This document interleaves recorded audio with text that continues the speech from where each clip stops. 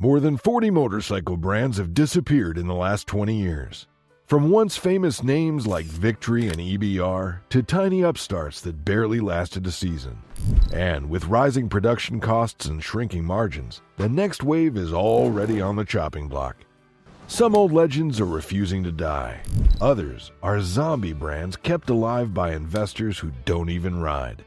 But they all have one thing in common. You probably shouldn't buy one. Because by 2026, at least a few of these names will be completely gone, and your resale value will go with them. Number 1. Buell. There's a reason Buell keeps coming back like a bad sequel nobody asked for. The brand has been revived multiple times, each with big promises, bold press releases, and almost no follow-through. On paper, the bikes sound exciting. In reality, production numbers stay tiny, dealer networks are thin, and long-term support is a gamble.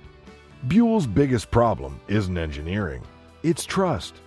Riders remember the shutdowns. They remember buying bikes that suddenly had no warranty support, no parts pipeline, and no resale value.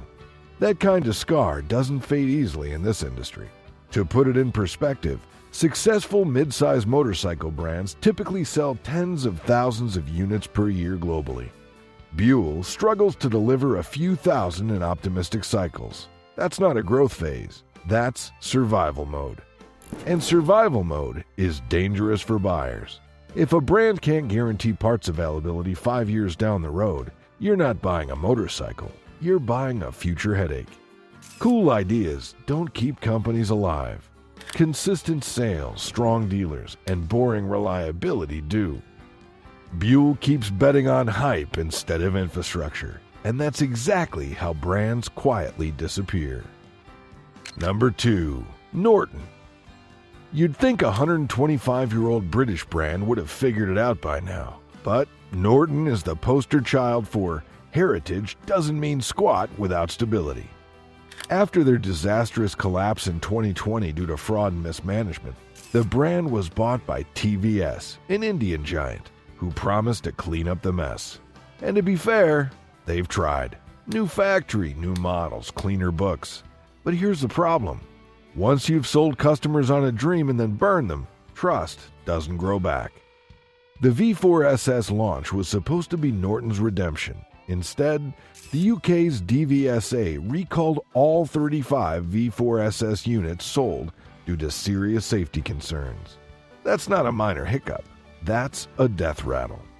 Their 961 Commando still has fans, but in a market where Triumph and Royal Enfield have eaten the modern retro segment alive, Norton feels like a boutique brand with big price tags and no clear future.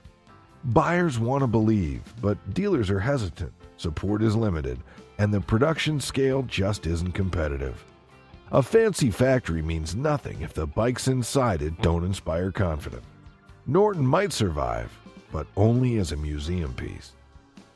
Number 3. CCM Motorcycles. CCM is the motorcycle equivalent of a hand-stitched leather wallet. Cool, artisanal, and utterly impractical for mass use. Based in the UK, they specialize in boutique bikes like the Spitfire series, which look like custom cafe racers right off the showroom floor. Problem is, they sell in such low numbers, it's hard to tell if they're a motorcycle brand or a Kickstarter campaign with an engine. Their entire production model is built around small batch manufacturing. That sounds romantic until you realize it means month-long delays, minimal dealer presence, and almost no aftermarket support. And unlike bigger niche brands like KTM or Ducati, CCM doesn't have racing pedigree or global hype to fall back on. They're relying on looks and vibes, and that's not enough to keep a brand alive during a global economic squeeze. With more buyers looking for reliability, resale value, and dealership support, CCM's charm might not save it. It's a brand built on passion, and passion doesn't always pay the bills. Number 4. Benelli. If you bought a Benelli in the last 10 years, chances are you either loved the price or regretted everything else. Once a proud Italian brand, Benelli is now owned by King Zhang, a massive Chinese conglomerate that's been pumping out budget bikes wearing the Benelli badge like a Halloween costume.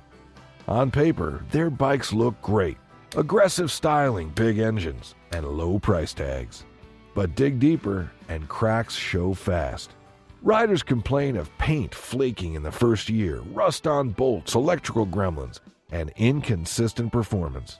In 2022, a UK rider survey placed Benelli dead last in reliability, with a 47% satisfaction score, lower than even Royal Enfield. Their sales remain strong in parts of Asia and Latin America, where price trumps reputation. But in mature markets like the US and Europe, brand trust matters, and that trust, long gone. The bigger issue is identity. Is Benelli Italian or Chinese? Premium or budget? Performance or commuter? Right now, it's none of the above. If they can't shake the reputation of being a pretty face with a cheap engine, they won't survive the next wave of market consolidation. Number 5. Motors. stands for United Motors, but it might as well stand for Untraceable Mess. Originally an American brand, then an Indian joint venture, then a complete ghost. Tried to sell rebadged Chinese and South American bikes wrapped in cruiser cosplay, and somehow convinced a few dealerships to sign on. That didn't last. In India, entered with bold claims in 2014 and exited by 2019, leaving behind lawsuits, unpaid vendors, and confused customers with no service support. Their best-selling model, the Renegade Commando, looked like a Harley on paper, but rode like a lawnmower on meth. Build quality was so poor that reports of engine seizures within 5,000 kilometers were common. They've since tried to quietly reappear in niche regions, but their global website is frozen in time, and social media is basically a graveyard. Even if you somehow find a for sale, finding parts is an Indiana Jones-level quest. You can't go bankrupt if you're already buried under the sand, but if somehow still counts as a brand, it's one to avoid like a Craigslist ad that ends in, "just needs a little TLC." Number 6. Motus. Motus was America's great motorcycle experiment, and, like most experiments, it exploded. They built a handcrafted V4 sport touring bike meant to rival BMW and Ducati. It had character, it had torque, it had a $30,000 price tag, and it had absolutely no chance. Launched in 2014 with a lot of fanfare, Motus managed to sell just a few hundred bikes before folding in 2018. And here's the kicker. Their V4 engine was literally based on half a Chevy V8. Sounds cool on paper. In reality, it meant high heat, high weight, and no compatibility with anything else on the road. As of 2024, the Motus website is gone. No new bikes, no plans, just the occasional engine crate or spare part floating around auction sites. The few owners left are basically curators of rare mechanical art, which is great unless you actually want to ride. And while Motus isn't technically operating anymore, you still see the name pop up in collector circles. But with production numbers this low, it's not a brand, it's a footnote. A $30,000 footnote with blown gaskets and no future. Number 7. Hyosung. At one point, Hyosung was almost a contender. Their 250cc and 650cc bikes gave budget-conscious riders an alternative to Japanese brands, especially in markets like Australia and Southeast Asia. But now, they're clinging to relevance with bikes that look like they're still running Windows XP. Hyosung's biggest problem is evolution, or rather, the lack of it. While Yamaha and Kawasaki update their platforms every few years, Hyosung is still pushing designs from the early 2000s. Their GT650? Basically a Suzuki SV650 cosplay with worse reliability and cheaper parts. In 2023, they sold fewer than 1,000 units in the US. That's barely a blip on the radar. They've also been quietly exiting market. Dealerships are dropping them, spare parts are becoming harder to find, and rider forums sound like support groups for abandoned spouses. Even in their home base of South Korea, they're being outpaced by domestic scooter brands. Sure, the price is low, but so's the lifespan. And with Chinese brands like CF Moto and Benelli stepping up their game, Hyosung doesn't just look outdated, it looks like it's being left behind with no plan B. Number 8. Sim. Sim is a weird case. They're massive where scooters matter, but irrelevant everywhere else. In Taiwan and parts of Southeast Asia, they churn out hundreds of thousands of units a year. But try naming a single Sim model over 300cc that made any real impact in Europe or the US. Exactly. Their bigger bikes, the T2, the Wolf 300, and Joymax series, tried to break into international markets but fizzled fast. Poor branding, forgettable design, and generic performance make them easy to skip over when parking next to a Yamaha or even a Royal Enfield. Their 400cc and 600cc offerings feel like scooters wearing trench coats trying to sneak into the big leagues. In the US, Sim's entire dealer network shrank by more than 60% between 2018 and 2023. That's not a slowdown, that's an evacuation. Parts availability is unreliable, tech support is thin, and good luck finding a mechanic who knows what a Sim crewy sim is. And yet, Sim keeps throwing darts at the wall. The problem, most riders don't even see the wall. Outside of Asia, they're invisible, and that's exactly how brands die. Number 9. Hero. Hero MotoCorp sells more motorcycles than any other company on earth, but almost entirely in India. In 2022 alone, they sold over 5.4 million units domestically. That's more than Harley, KTM, and BMW combined. But outside India, Hero is a ghost. Every attempt to expand globally has face-planted. Their US launch flopped. Their European entry was barely a whisper. Even in Latin America and Africa, where small displacement bikes thrive, Hero struggles to gain ground. Why? Because they're built for one purpose: low-cost, low-maintenance commuting in India's unique traffic and climate conditions. That doesn't translate well when you try to market the same bike to someone in Ohio or Spain. Plus, their styling and tech lag behind even budget Chinese competitors. No ABS, no TFT dash, drum brakes in 2024. It's hard to sell that at a dealership next to a CF Moto or Benelli that looks like a Ducati on a diet. Unless Hero reinvents itself for foreign markets with better design, better tech, and actual marketing, it'll stay massive in India and irrelevant everywhere else. And in the global game, irrelevance is just a slower form of death. Number 10. Cleveland CycleWerks. At one point, Cleveland CycleWerks looked like the next big indie success story. American-designed bikes, vintage cafe racer vibes, and a promise of affordable style. But by 2024, the dream had rusted. The company's social media updates dried up, production delays became the norm, and dealers started quietly dropping the brand. Their heist and misfit models rode the retro wave when it was hot in the early 2010s. But they were built using low-cost Chinese parts with inconsistent quality and limited aftermarket support. Riders reported electrical gremlins, poor rust protection, and cheap suspension components, all on bikes priced just below better-made competitors. Cleveland tried to pivot with the electric Falcon, but delays and poor communication sank the launch. As of late 2023, many customers still hadn't received their pre-ordered bikes. One Reddit thread chronicling the brand's downfall had over 1,200 comments, mostly from frustrated owners and would-be buyers. Without solid engineering, reliable delivery, and a strong dealer network, even the best design language can't save a brand. Cleveland CycleWerks was built on a vibe, but vibes don't pay the bills. And now, even the hipsters have moved on.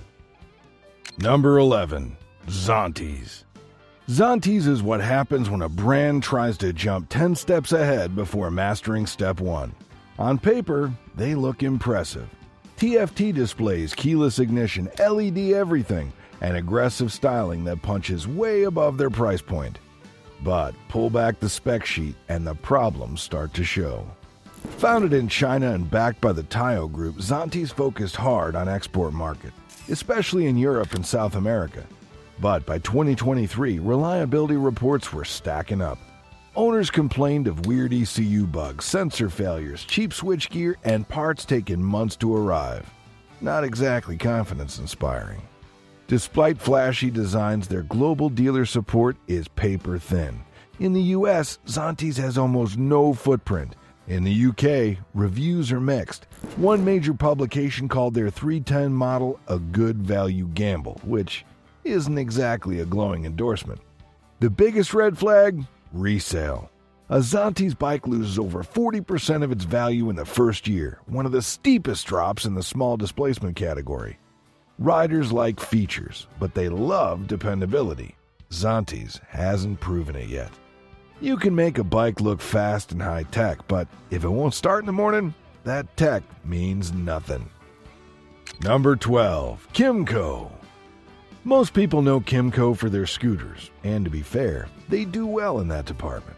They're one of the top 5 global scooter manufacturers, especially dominant in Taiwan and Southeast Asia. But when it comes to their full-size motorcycles, total flop. Kymco's attempts to enter the sport bike and cruiser market have been awkward at best. The Vinox 250 looked like a cartoon Harley and rode like a sewing machine. Their 700cc AK550 scooter tried to punch into the luxury touring segment, but failed to steal any thunder from Yamaha or BMW. Outside Asia, their big bike sales are microscopic. In the US, Kymco holds less than 0.2% of motorcycle market share for anything above 250cc. Dealership support is almost non-existent. Even parts availability is hit or miss once you get past the scooter range. To make things worse, most of their big bikes are either rebadged or heavily derivative. There's no brand identity, just an endless stream of almost good enough machines that nobody really trusts to take on a long ride. Scooter kings? Maybe. But as a full-size motorcycle brand, Kymco is barely holding on. And they know it. Number 13. Bimota. If Ducati is Italian passion done right, Bimota is Italian chaos in carbon fiber. They've always been a boutique builder, more art project than motorcycle brand. But at some point, the romance stops paying the bills. And Bimota's been bankrupt multiple times trying to prove otherwise. Despite being founded back in the 1970s, Bimota has never cracked more than 1% of global sport bike sales. Most riders have never even seen one in person, let alone ridden one. Their bikes are beautifully engineered, wildly expensive, and absurdly rare. But that's also the problem. They rely on donor engines from other brands like Kawasaki, and their production numbers are so low that owning one feels more like babysitting a prototype than riding a motorcycle. Their most recent attempt, the Bimota Tessie H2, is a $70,000 hub-steered science experiment that looks like it belongs in a museum.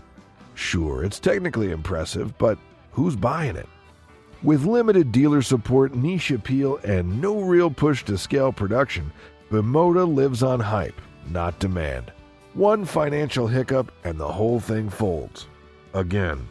If you're not already a collector, this is one brand you should avoid unless you enjoy living dangerously financially. A dozen of these brands are already hanging by a thread, and one more bad quarter, one more failed launch, one more recall could be the nail in the coffin.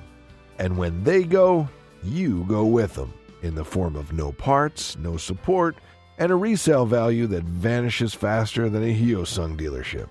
So unless you're buying for novelty or nostalgia, be smart. Stick with brands that have more than just a cool logo. Stick with ones that'll still exist in 5 years. And hey, if you want a list of the best underrated brands to buy instead, I got that coming soon. Stay tuned.